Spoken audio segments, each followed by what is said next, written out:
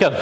Today on Market Insights from the Diaries of the CEO, we have with us Mr. Navneet Munot, the MD and CEO for HDFC Asset Management Company. He is also the chairperson of AMFI, the Association of Mutual Funds in India. We are going to rack his brains on electoral reforms, the mandates that we have got, and industry performance or industry outlook as a whole. So on behalf of BajajCapital, again, thank you so much for being here. I would like to first start with whatever has happened recently. We saw greed and fear, all of it at play in the first 2 days. And then moving on to market catching up to the levels that it was again. A lot of panic got created, a lot of uncertainties started happening.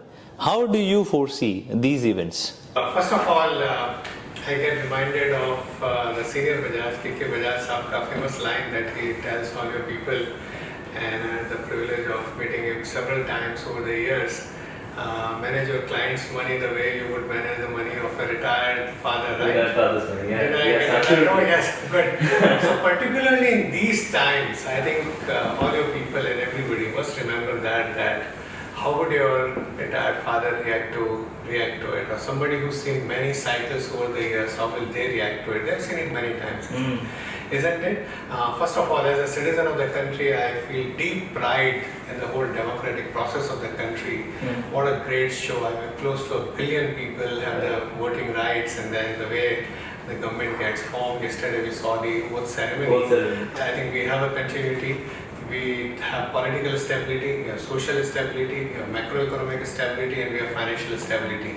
And I don't think in the last couple of days any of this has undergone any change in any manner. The shape of the government may be slightly different than what it was, but by and large, I think we have the leadership, the same leadership, and there should be continuity in policy.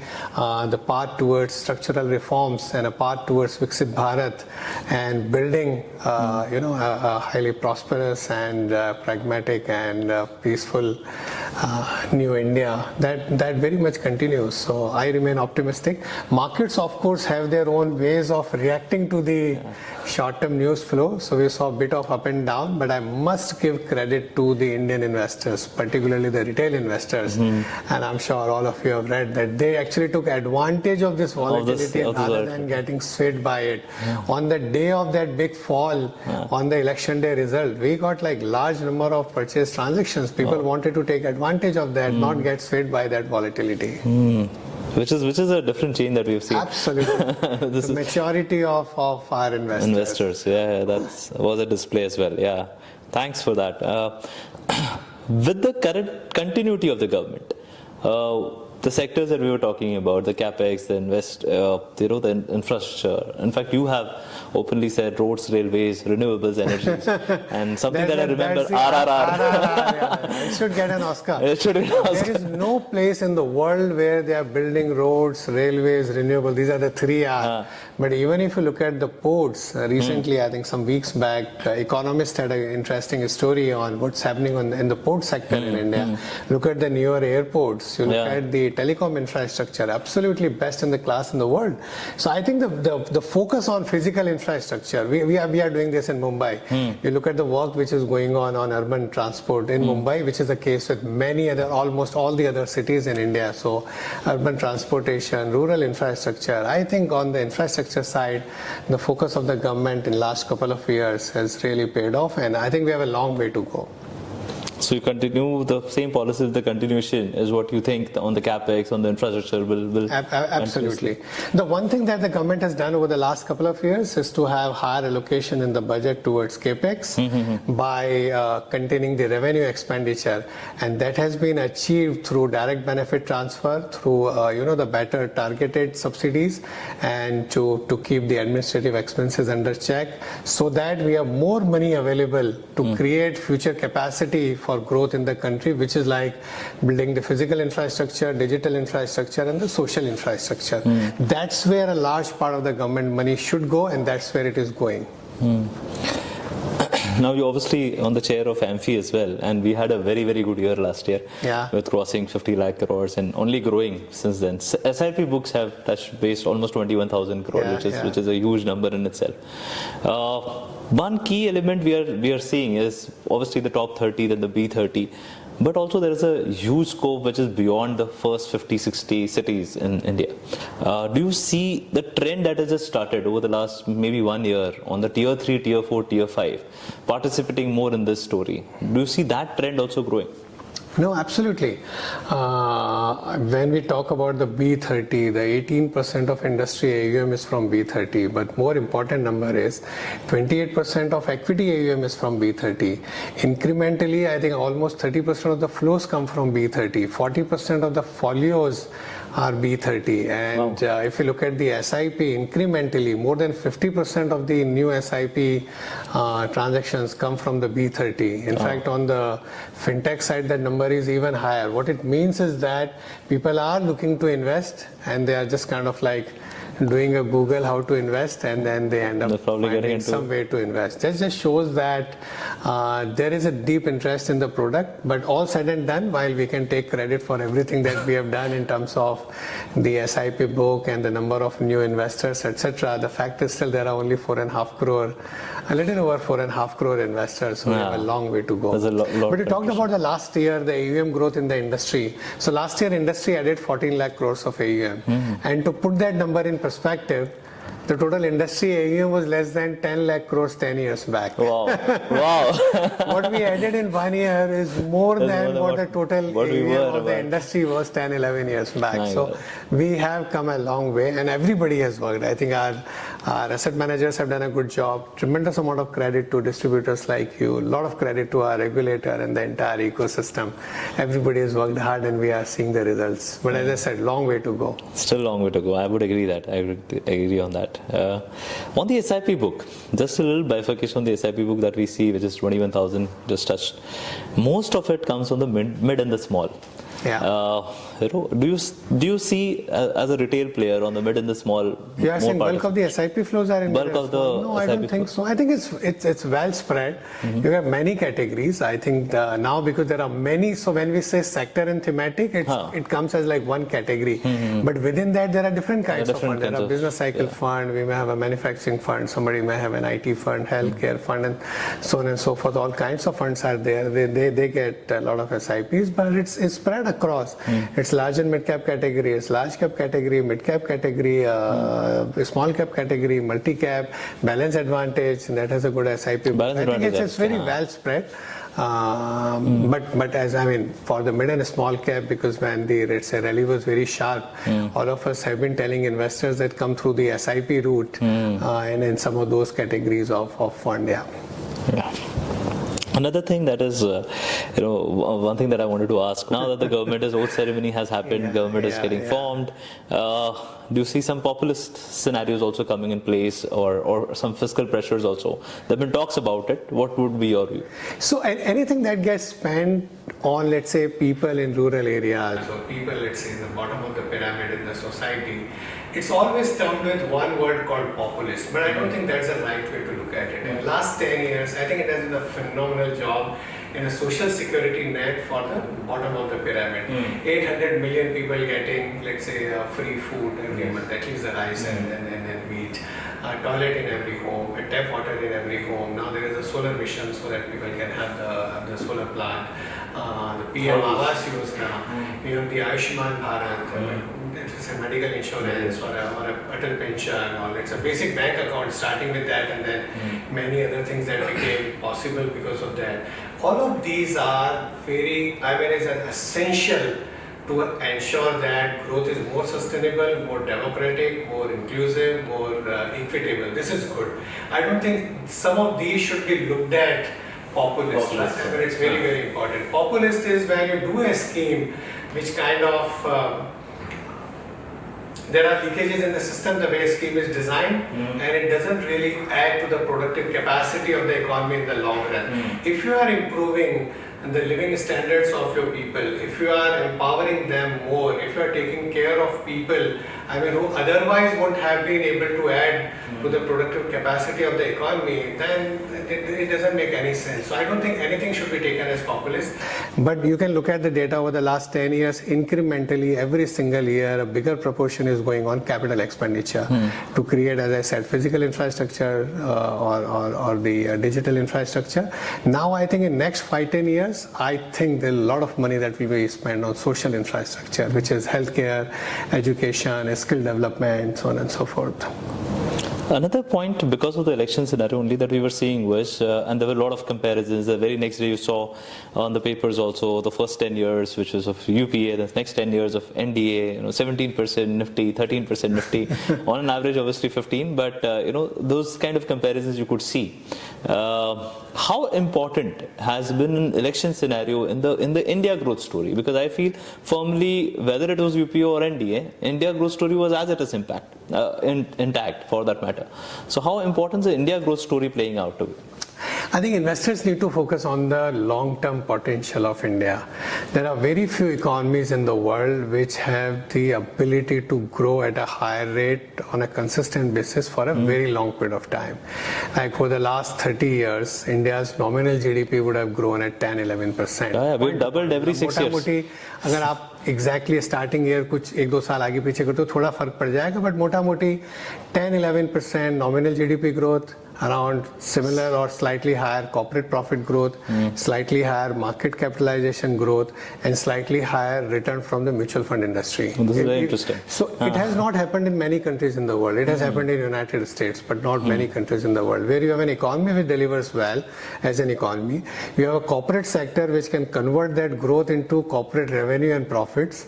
You have a capital market where that profit can be converted into returns for the minority shareholder, and then you have a mutual fund industry which can deliver it to somebody who only invests 1,000 rupees or 500 rupees per month. This is exceptional. I mean, even from a global standard. So I think one needs to keep faith on that. We've been lucky that over the last couple of years, thanks to our leadership, there are many structural reforms that have been undertaken. I think India's standing in the global markets, in the global economy, in global polity has really enhanced significantly. We'll be a big beneficiary of that in many, many ways. Every country in the world wants to have a strategic long-term partnership with India that should keep us in good stead. And I think over the next several years, India will remain one of the biggest growth drivers of the world, and Indian investors need to take the full advantage of that. Which actually brings me to the point that, in fact, since 1980s, if I remember the data correctly, we have doubled our economy every six and a half years.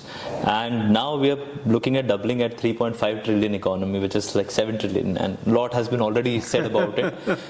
But why do you think the FII flows are not commensurating that, or probably having the same vision of what we have about India? No, I think you're looking at last couple of weeks or so. But I think, again, because we talked about the 80s and 90s, so FIIs have been investing for over 30 years in India now. In last 30 years, again, maybe take a year or two here and there. If I remember correctly, almost 23 or 24 years, they've been a net positive buyer of Indian equities. Why is that? Two reasons. Number one, the structural long-term growth opportunity of India is starting from a very low base. Number two is a bottom-up stock picking opportunity. The number of sectors, the variety of businesses run by high-quality management, good governance, good disclosures, and your businesses which delivers good like return on capital employed, so on and so forth. Now I think a bigger money will come in next 10 years for one more reason. These two reasons exist, right? They are only getting strengthened.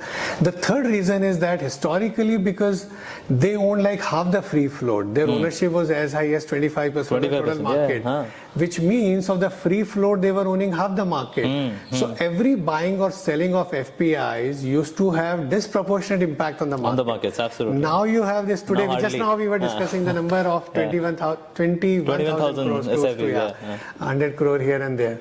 21,000 crores of flow every month. We are talking about like more than $2.5 billion every month coming from retail on a daily, weekly, monthly basis. That provides more stability to the market. Even so market's depth goes up. So then your impact cost anytime you are selling has gone down very significantly. So there is one added dimension of like why you should be investing more in India, because on a risk adjusted basis, those who look at risk as volatility of returns in let's say the capital market theory, the way they look at, we look at risk little differently, but for them the risk return profile of Indian equities has actually improved. I would take the liberty here to ask about AMFI also. Yeah. As a chair of AMFI, what are the other thought processes right now with retail also participating and mutual fund book growing? And what are the key elements or the key focus areas that AMFI is focusing on? No, so I think the larger objective of, if I start from let's say the regulator, what is regulator's objective? Market development, market regulation, investor protection. At AMFI, we worked very closely with the regulator, and when we know that these are the three primary objectives or something that in the preamble of SEBI is there, as an industry we have to work closely when we are managing retail investors' money. How do we ensure that we protect their interest? How do we ensure that regulation, working with the regulator closely? And third is the market development, market growth. How do we really grow the market? So we just discussed that while we can take credit for all these numbers, fact is there are only a little over 4.5 crore investors. Penetration is There's a still low. large part of the country which is yet to invest into mutual funds. Our campaign Mutual Fund Sahi Hai has done wonders in terms of absolutely. creating the awareness. Yeah. Now we have to take it to the next level. Recently you might have noticed two of our very ambitious campaigns. One was on fixed income. Fixed income sahi hai to create awareness कि भाई equity नहीं है, fixed income भी एक दूसरी asset class है, वो भी चाहिए portfolio में. And the recent one is on retirement, to create awareness about the biggest need of every Indian today, that you need to save for your retirement. So start early, invest regularly, some of these things. We work very closely with all our partners to ensure that together we grow. At the same time, we ensure that our governance, our disclosures, our practices are absolutely best in class, which builds trust in the investors. कि यार यहाँ पर अगर पैसा लगाया है तो पैसा सही जगह पर है, सही तरीके से मैनेज हो रहा है. With the India story unfolding, and since the time you have taken the reins of HDFC Asset Management Company, we have seen some changes with HDFC strategy also. I think a lot more thematic funds have come in. Manufacturing and infrastructure related funds also have come in.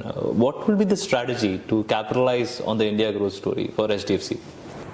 No, our strategy has always been very same, right? I mean, our tagline is Bharosa Apno Ka. It's always like, customer centricity, looking at the investors' need, but investors' needs are also evolving, so we'll have to change with those lines. Today, a lot of people talk about the passive funds, but we launched passive funds in 2002, right? For 20 years, they did not see much of the growth. But we had that. Now we launched significant number of new passive products also in last couple of years, because that market is also growing. There is a segment of market which is looking at that. We launched sector and thematic funds because there is a segment of market which is looking at that. The risk appetite of a set of investors is such that they are also looking at those funds from an overall portfolio allocation perspective. And of course, as I said, that we have always been looking at ensuring that we have the right products, we have the performance, we have the processes, we have the platform, people, everything has always been in place. I would just say that the one thing which gets less talked about in our industry, people talk about all of these things, people, process, the performance, products, partnerships and all of that. To me, in the industry, the two most important things for asset managers have to be, one, the purpose. Our purpose as HDFC is to be the wealth creator for every Indian, and a passion. Our passion is to be the most respected asset manager in the world, the most respected asset manager in the world. So we all are 2,000 people in the organization are working with that motive. Very nice. Another point, maybe again going back into the Indian scheme of things, we have always been slightly highly valued. Even today also we talk about valuation story for the Indian equity especially. We're valued a bit high. And with respect to China also, I think China is 1/3 the valuation of what we are. Do you see that as a challenge for a lot of other investors to rather participate? A higher valuation as one of the key deterrents? So there are two parts. One is that higher premium has always been there. I mean, a premium has always been there, higher valuation than others. And that's a premium for stability. That's a premium for policy predictability. And that's a premium for growth. That's a premium for quality of of companies that we have. That's a premium for the quality of market infrastructure that we have. I mean, it is like unparalleled. Nowhere, I mean, very few places in the world have got T+1, for example, or the kind of disclosures and the governance that we have. But at this stage, when people are looking at, like, let's say, accelerated growth relative to rest of the world, the growth premium is higher because large part of the world is going through structural challenges while and trying to deal with a lot of cyclical solutions, printing more money or taking more government debt or various things. In India, the growth factors are very, very structural in nature, and we're starting from a still very low base. So while we may have become the 5th largest economy in the world, we may be the 4th largest stock market in the world. The fact is, per capita GDP is still less than $3,000. So even if we double from here and then we double from there, even then it will be like less than a middle income country, and that too like 1.4 billion people and the demographics that we have. So imagine the growth runway that we have for 10-20 years. So in equity market, you get returns from 3 sources. You have earnings growth, you have dividend yield, and you have change in valuation. So change in valuation, I mean, expecting an even higher premium for here may or may not happen. If flood of money comes in, some policy announcement, it may happen, but one should not bank on that. But earnings growth and dividend yield, I mean, dividend yield is not very high in India, but earnings growth for an extended period one can kind of project. So valuations may be higher, and that's why maybe return expectations need to get moderated. I mean, last year, like, mid and small cap funds में 50-60% के return आ गए. वो कभी replicate नहीं हो सकते. हर साल 50, मतलब trees don't grow to sky, right? There'll be some mean reversion here and there, but structural earnings growth story is very much there. So while we are on the deterrents also, one of the deterrents obviously came across was valuation story. The second deterrent comes across as experience is a deterrent, which is coming across that, you know, people like us obviously been 23 years, 25 years, 30 years now in the business, have seen the 2008, 9, 10 cycle. Because of that fear and post that, you know, there has not been a scenario like that. COVID technically cannot be considered as a period of non-performance for a longer time. I think here the guys who have seen that cycle are more fearful than the guys who have not, and they are capitalizing every fall. Do you see these kind of trends? I think it both ways. If somebody has seen many cycles, I give an example. Our Balance Advantage fund just celebrated 30 years of you know, since inception. Our FlexiCap fund has been around for 29 years. In few months time we'll have 30th anniversary. Now I talked about people who have experience of many cycles. Now in this 30 years we have seen many governments changing. We have seen Kargil war, we have seen 2000 tech boom and bust, we have seen 9/11, we have seen 2008 crash, we have seen 2013 all the problems with the macroeconomy, global challenges, we have seen COVID and so on and so forth. But if somebody who invested 1 lakh rupee in Balance Advantage would be worth more than 1.5 crores. Or let's say somebody who did 10,000 rupee per month SIP in FlexiCap fund would be worth more than 17 crores or so. Now I must say, past performance is no, you know, a guarantee of future performance, because there was a different environment. Inflation was higher, interest rates were higher, market returns were higher. But it just shows the power of compounding. It just shows that there could be many cycles. In this period, there would have been many periods where, let's say, the NAV remained flat for 1 year, 2 years. There would have been periods where NAV fell by 10%, 20%. In 2008, it would have fallen by 50%. In 2000, as recent as March 20, NAV would have fallen by 30% in few days' time. But despite all of that, if you remain disciplined, you multiplied your money. So the experience also gives you that confidence. Oh, that's really nice input on that. On the deterrent again, maybe another thought was on the like passives. You know, maybe passives are doing better. The performance of passives have been better than the active. And active, I think initially the range was not that high. Today we talk about a range which is 52% to as good as 12%. So the range of divergence in the performance is very high with a lot of fund managers, whether it is large, mid, and all. How do you see, so obviously one is that people are participating through passives, and passives are also growing quite a lot. So don't you see this as a deterrent towards the most famous active versus passive kind of No, not at all. debate? So I gave you the performance of, let's say, active over a 30-year period. So 3 years back, there was that 1 or 2 year period where a lot of active managers were not generating alpha for a period because the market rally was very concentrated. And people were saying, no, now only passive should be bought, active fund managers cannot generate alpha. Just look at the returns of our funds over the last 3 years and look at the alpha they have generated, right? There are cycles. I remain very confident that active managers still have a long way to go in India.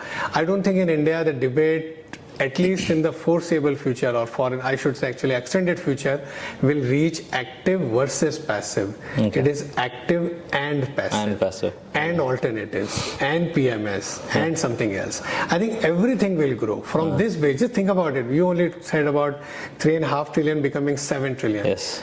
There'll be growth in every part of capital market, right? There'll be every instrument will grow, REITs will grow, InvITs will grow, high-yielding bonds will grow, equity will grow, private equity will grow, VC will grow, everything will grow. It depends on, and that's where the need for a wealth manager like you, for the end investor, that in all of this, what is the right portfolio for the end investor, right? I mean, and that's what you curate, because each investor is very different. Their return expectations, their risk appetite, their liquidity, needs, their tax, whatever, dynamics, everything is very time horizon, all of that are different. So how do you curate? But India में बहुत growth है, सब segments में growth है 25 साल तक.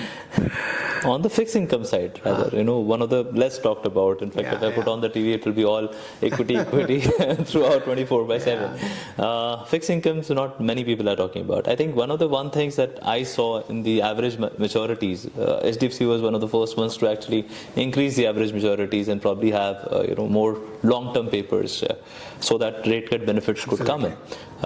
Where do we see this rate cuts happening, or what is the view that we have on the fixed income side?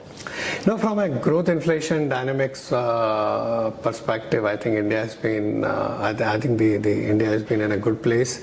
While the growth has been robust, that of course the last number was 8%. While the inflation is well contained, of course we also get impacted by what's happening outside India. So US Fed, I think if the inflation data supports them, maybe in few months time they would also be looking at rate cut. Recently we have heard about Bank of Canada or ECB and all of that have cut rates. So at least the cycle of rising rate is behind us. I think it's a matter of time when and how much different economies are likely to cut. RBI has done a phenomenal job, I think, in ensuring that the growth inflation mix that country should have. I think that our team's perspective has been that if the cycle has peaked and these rates are kind of like good rates to lock in your money for the longer term, and that's why our long-term bond fund, income fund, some of these funds have seen positive flows who are looking at investing in the fixed income for longer term. On the commodity side, let's say we had gold and silver. Gold also gets impacted by SGB, which is a government directive, and it's done phenomenally well. We already have passives on gold. Now silver will also have a lot of passives. Do you see that trend extending to the other commodities like in a US market? Do we see, or we are way ahead of our time? So no, I think it's been now several years when gold ETF and gold fund of fund got launched. After that, SEBI allowed us to launch silver fund. Maybe over a period of time as market develops, because in India we have physical commodities to back ETF and funds, unlike some of the other parts of the world where they enter into a swap. It's not backed actually by physical commodities. It's backed by a swap transaction to take exposure to that. In the near future, I don't think SEBI is looking at that. But as markets evolve, there would be maybe some products to participate in other commodities. One way is to kind of like look at directly into the fund of these funds, or maybe look at multi-asset fund where you get exposure to equity, fixed income and gold, all three asset classes in one single fund. On that point, like multi-asset funds, a lot of multi-asset funds that we've seen right now has also participating in the US economy or a Nasdaq or an S&P 500. So there is a trend of flow towards outside India indexes as well. Do you see that also growing? In the multi-asset fund? Multi-asset and otherwise also, maybe people even participating. the Indian investors now because of this whole $7 billion limit, I think the funds ability, the ability of the specific international funds is very, very limited. Some of the funds may have exposure in the domestic fund to take exposure to some of the global companies. Our view is that there is like huge universe in India. There is huge runway of growth for many of our companies. Currency risk, is there for the domestic investors in the domestic fund. Those who want to invest offshore, for them there are products. We have HDFC fund of fund. The World Equity Fund, where we track MSCI World Index. You get exposure to all the developed countries, almost all the developed countries, many currencies, and 1,500 plus stocks by investing into one single fund. Those who want a diversification outside India, that's a good option. But otherwise, I think I have faith on Indian equities.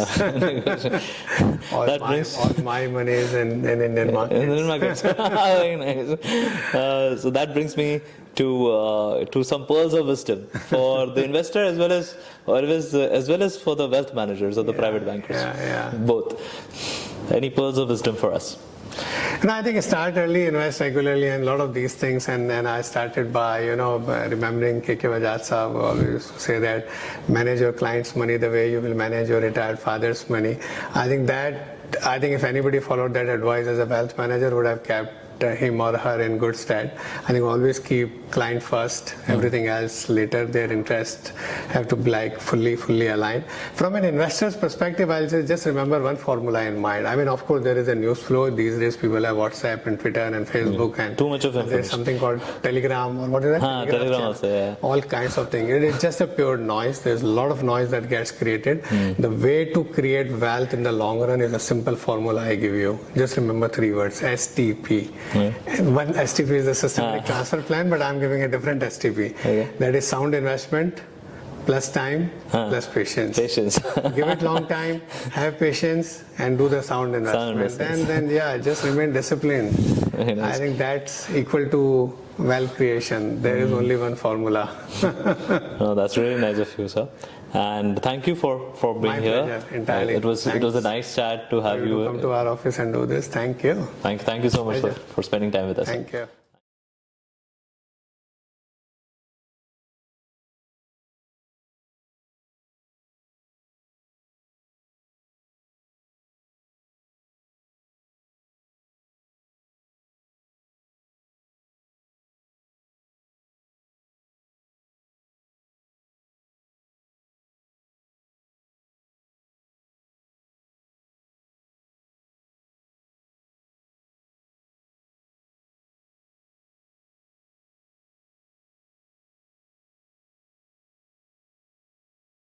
Mutual fund investments are subject to market risks.